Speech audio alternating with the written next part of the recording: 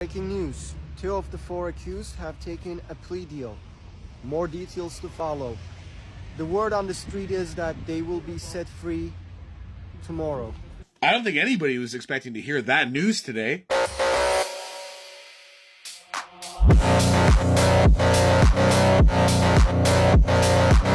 Now this is a big one, so let's get into it. So it's looking like Chris Lysak and Jerry Morin's time in an Alberta remand center is over.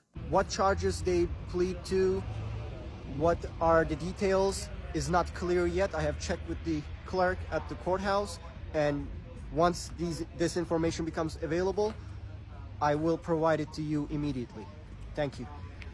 Please go to mediabezirgan.com/donate to support my independent journalism. This was supposed to be a week-long trial, but it seems like it might be delayed. So I will provide more information as the day progresses forward. Thank you. Before everybody gets super excited, it's not a not guilty, it's a plea deal, but that leads me to believe that the prosecution didn't have a case. Now, we can speculate on all kinds of things, but until we get some more details about this case, I would really like to hold off on that. But let's go to the comments. Orwell's Ghost says, I wonder what they pled to, but whatever it was, it better just be time served.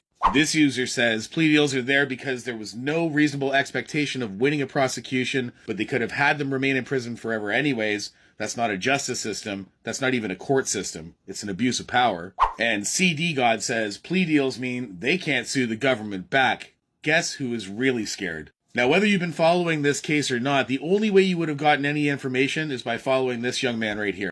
Mocha Berzergan has been the only person covering this as far as media is concerned, and he's been boots on the ground for over 700 days. So guys, it's super important that all of you go follow Mocha on X right now, because if it wasn't for him, none of us would know anything that's going on there. And if you can, please consider giving him a donation as well. And when I say nobody was covering it, I mean nobody.